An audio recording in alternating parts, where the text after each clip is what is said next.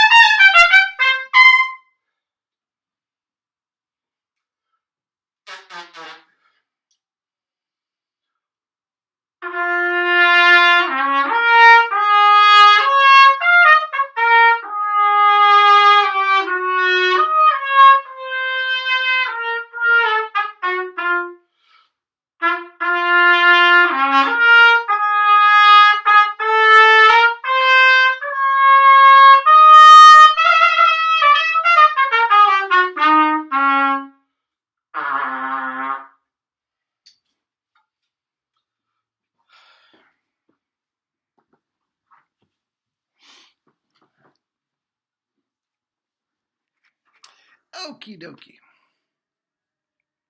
Anyway, let me tell you about my weekend. I had a great time. I won't get into all the family stuff that I went to, but it was awesome. But anyway, again, I haven't really practiced since Thursday. Friday morning, it's a 4-hour drive. All I did was spit buzz the whole way. Now, it wasn't incessantly the whole way. Out of 4 hours, I maybe spit buzzed 45 minutes. Okay, so the spit buzz, by the time I got to Maine, was feeling awesome. Now, my mother does not live at her house anymore. She lives at a senior center. Absolutely beautiful. And actually, you know what? I'm going to give it a shout out. If anybody from Maine has senior citizens in the family, Ashton Gardens in Portland is state of the art. It is absolutely gorgeous. My mother loves it. So anyway, before I went to see her, I stopped at the house, dropped off all my stuff. And with all the spit buzzing, I couldn't resist. I took out the trumpet and did my double C rip. Big as a house. I mean, just big as a house. Put it away. That's all I did on Friday. Saturday morning, I had a student come in, and I'll get to that in a minute. That's the juxt of the video today. But I had a student come in, and again, I had not really played since Thursday. Spit buzz a little bit. Went right up to the double C, my usual thing. For the rest of the lesson, maybe another couple scales. I mean, that was about it. Okay. Sunday was an absolute disaster. I actually missed a student here at 4 o'clock because all the logistical, I won't get into it. You don't have to know, but accidents on the highway. Oh my God, I didn't get home till 7 o'clock. Okay, didn't touch the trumpet. Those are the first real notes, other than what I outlined to you, since Thursday. Now, if I had to do a Maynard Ferguson solo, I could absolutely do it, chop-wise. If I had to do the Brandenburg, I could 100% have to easily do it, chop-wise. Now, if I had a Brandenburg today, would I take the weekend off and not play? No. That is what I've been telling you about. The practice, that's where I would spend the entire day with my accompanist, whatever, working on the Brandenburg. Because if I just did it today with taking the weekend off, and actually not even practicing it for years, it would be a clam bake. It would be an absolute clam bake, and I have no problem saying that. Okay? But the chops are strong enough. The chops would hold up. But the practice comes when you are taking the true power chops and adapting them to music. That is what you need. That is what I do very little of anymore. And that's that. Now, I've made it quite clear how much I love Doc Severinsen. But he was very famous for a little quote that he made. If I miss one day of practice, we're talking 5 hours, right? One day of practice, I know.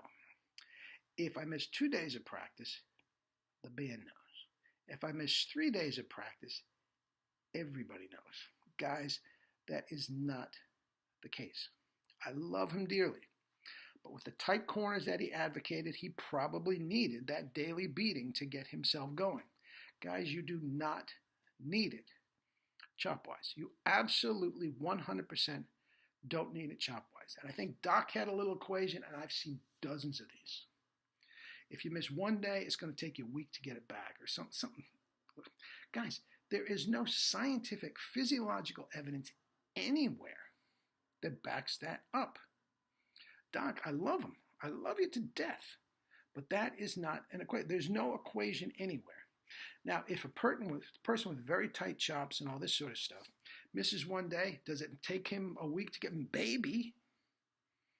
But if you are playing the true power way, there's no scientific evidence, physiological evidence, physical culture of the human body that backs that claim up. The muscles just do not work that way. Okay? Fact, forget it. I'm not even arguing with anybody. That is fact. So, that's that.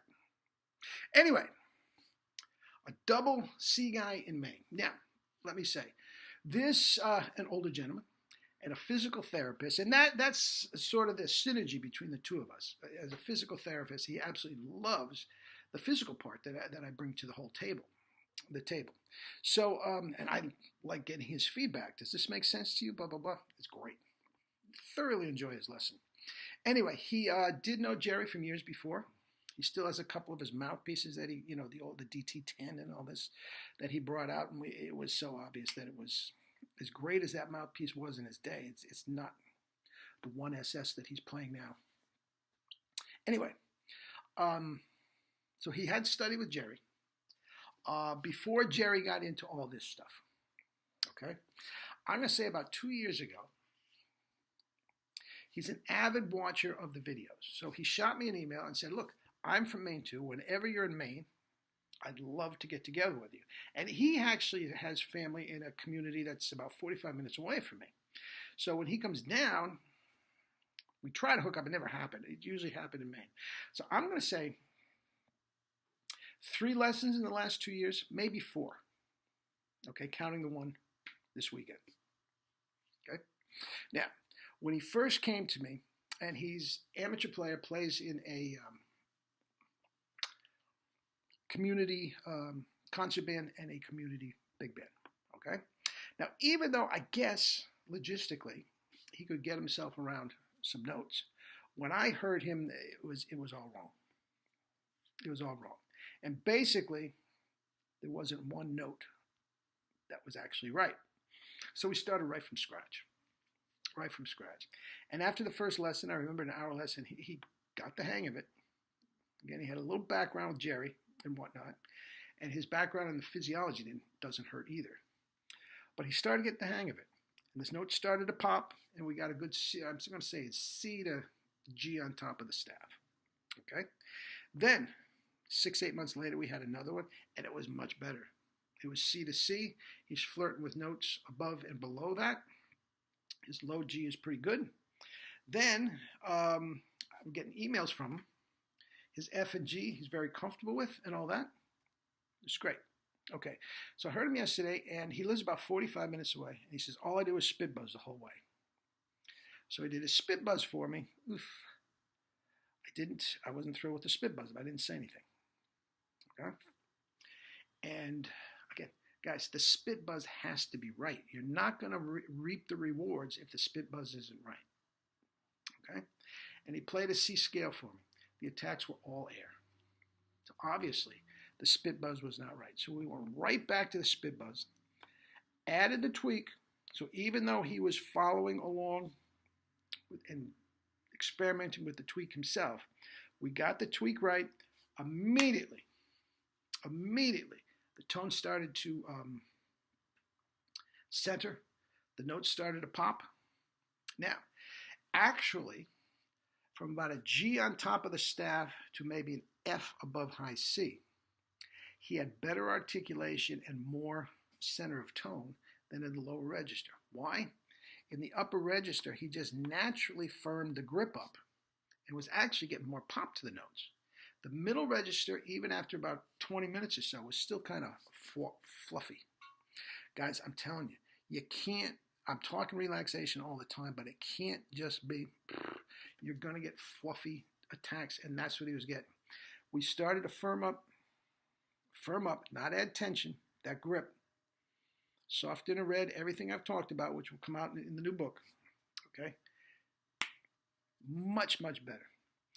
And he played C, E, G, E, C, starting on the high C. So you know what? Go to the double C. It's popped out like nothing. It popped out like nothing. Now this guy, he said he squeaked a couple of his pass, but again, all he had when he came to me was a G. And in a half an hour, 40 minutes, the double C was as big as a house.